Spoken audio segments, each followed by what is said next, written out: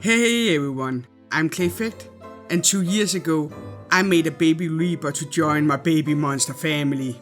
However, it was about the same time that Mr. Ace of Clay already had made a baby Reaper, so I didn't see any point in recording it.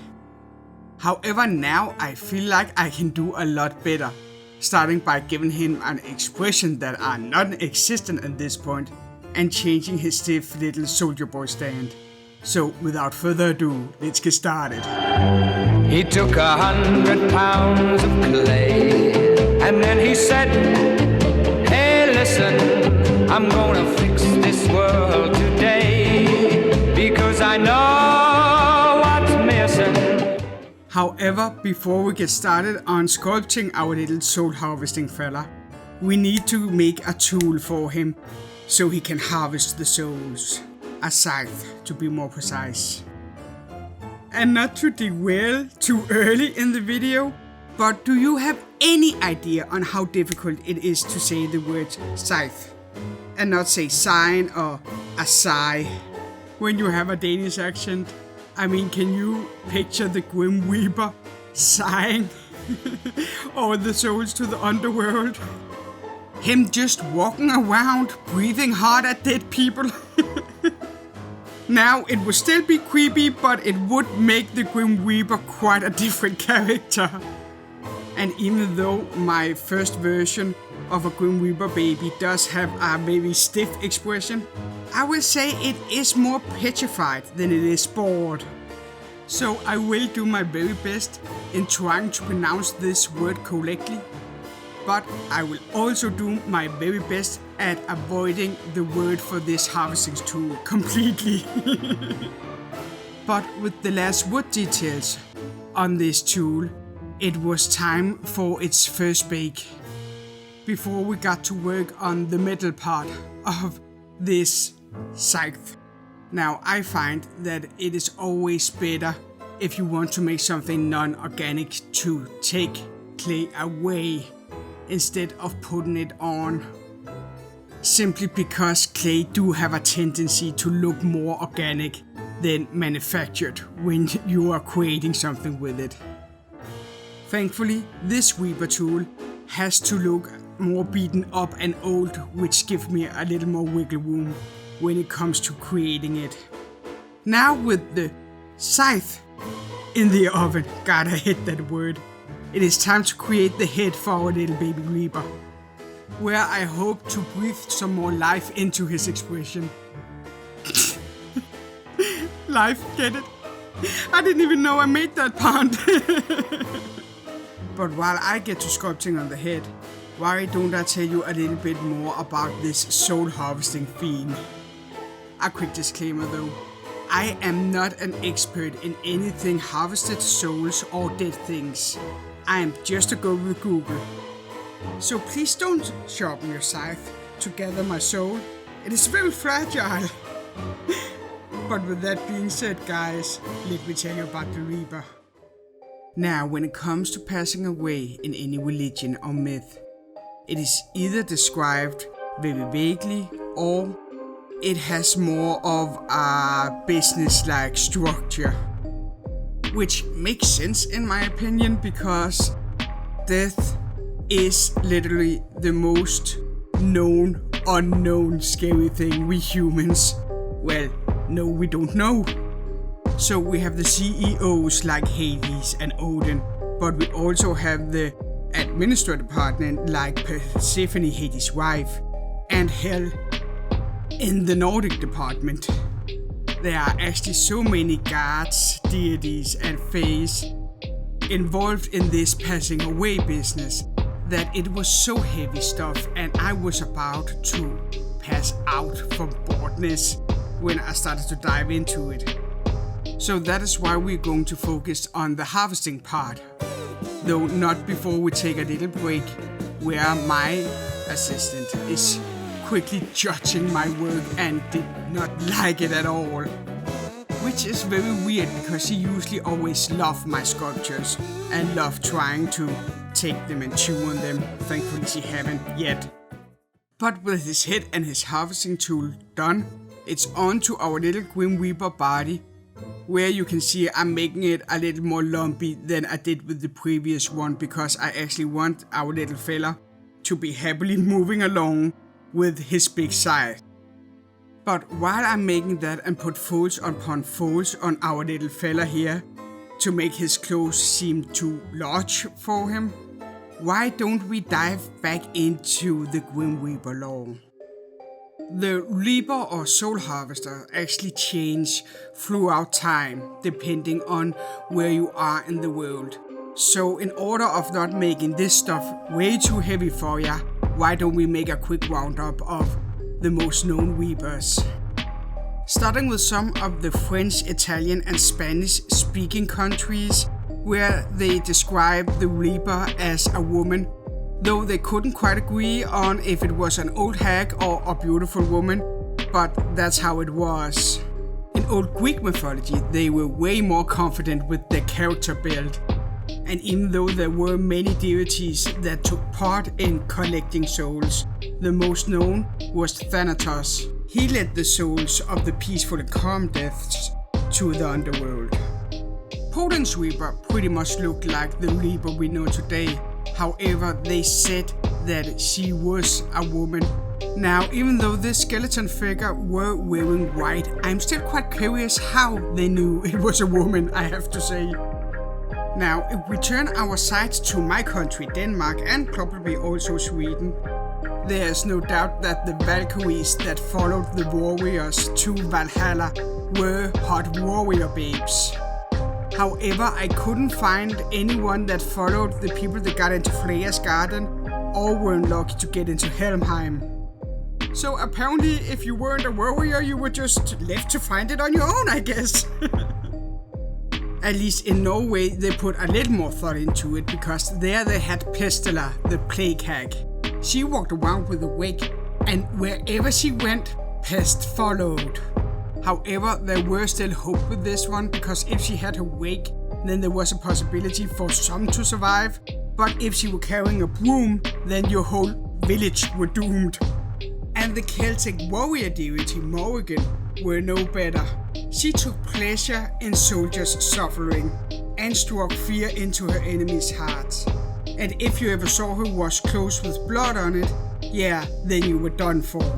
And the list of soul harvesters just go on and on. Mexico had Santa Madre, which is shortened for Our Lady of Holy Death. Brazil, Argentina and Paraguay have San Madre, probably butchering that name, which means Saint Death. And if we jump into the practice of voodoo, then we actually have a family that's all about fertility and death, where the head of the family is called Baron Sandy. And we haven't even been over to Japan, where we have the Izanagi and the Izamami, a brother and sister deity that are associated with creation but also with death.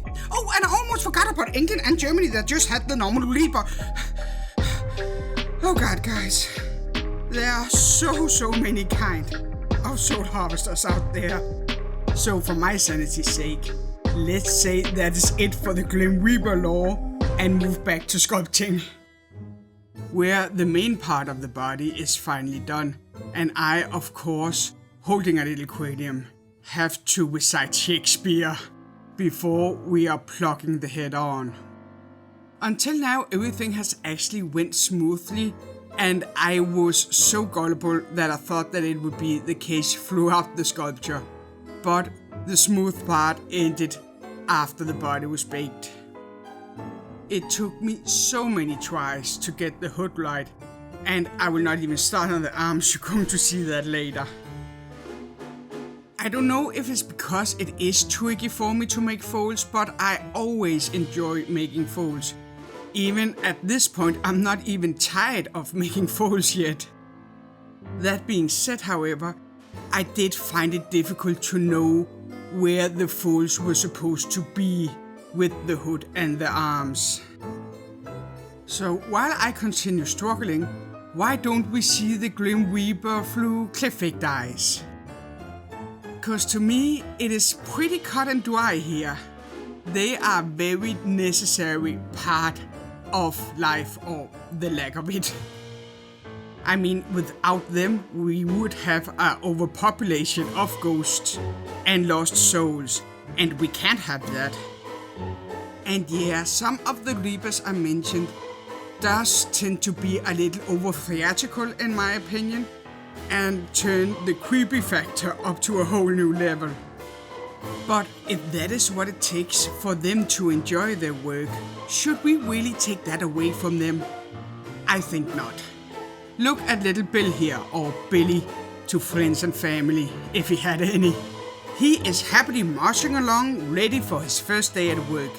And don't hit me with that child labor thingy. This is his nature and his purpose, and he has been waiting so patiently to graduate from Reaper School so he could start harvesting souls. And that's a little, though not all, I have to say about our little friend Billy. Because right now we need to get back to the sculpture where Billy was ready for what I thought would be his final bake. But apparently that wasn't the case, because when I took him out of the oven, the soul harvesting tool actually had broken off. And I will admit at this point I was about to give up. But after a hissy fit and a consultation with my favorite swink called Mr. Clayfect, I got to work on fixing little Billy, first removing all the broken parts before I reinforced his arms with some more wire. Now, I truly cannot say why it happened, because, as you know, I did make this sculpture before. But I guess that's just clay for ya. Sometimes you're lucky and sometimes you are unlucky. And that is why I this time tried to make it very clear to the sculpting guards that I was not going to go down without a fight. Which is why I this time are wrapping the wire around the harvesting tool and are using baking bond on all the connection points before I place our fresh sculpted little skeleton hand. My biggest fear in this whole repairing process was actually the sleeves, because I was afraid that I couldn't blend the sleeve edge in with the rest of the sleeve. But to my luck it all worked out great, so all I had to do was repeating the process with the other hand before we baked him yet again. And I have to say, it just worked out perfectly. I think a bomb can go off and nothing will happen to this sculpture. At this point I was just so relieved and so happy that we could finally get to painting. So while I go overboard with the speed paints and get loopy from the fumes, why don't I tell you a little bit more about Billy while we paint him in the traditional Reaper colors? Because of course most people don't enjoy the concept of passing away, but I don't really think we can blame Billy for that. I mean, sure, he has that creepy child laugh and he hums in a creepy tone, but it's just because he enjoys his work. Billy is a happy boy that loves to joke around, trying to keep the mood upbeat, which might sometimes seem sort of ominous. When he's following you to the place you need to go, he can say things like, "Oh, it's good you're here because your mother-in-law is waiting for you," or "Your first grade teacher has been asking for you." And sometimes he might even start humming a melody, like "I'm on the highway to hell," or "The Sound of Silence" by Simon and Garfunkel.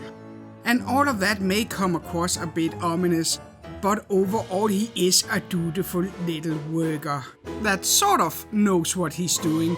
I mean, he hasn't had any scythe decapitations accidents since the first year of Reaper School. So I don't know about you, but I would definitely take my chances with Billy instead of some of the other Reapers I talked about. But let me know in the comments, which Reaper would you prefer to follow you when the time comes? And why not like and subscribe while you're at it if you enjoy what I'm doing. A like really does wonders for a video and it would help me out a lot. But now, with all that out of the way, all we need is some finishing touches on the details of this very black and white paint job. And I can finally say, I think that is it for this sculpture and it for this video! Thank you so much for watching. I hope you like the new and improved little Billy. I definitely think I did a lot better. It's hard to make any sort of facial expression when you're working with a cranium. But I actually think I manage, and the expression and the body movements just make all the difference in the world for me. Speaking of different things, on a whole nother note, my fellow YouTuber Sculptaholic has actually taken me up on my challenge for her to make a year deer. A deer that represents all 4 seasons, and I will not spoil anything for ya, because I've left a link down in the description below so you can check her out herself. So let's just say that I am very, very impressed. Though if you're not tired of hearing me blabbering on and on, you can also click on the square to the right, where you can see Brunhilde, the heavy metal loving mermaid baby, get made. But until then, as we would say in Denmark, hold dig munter.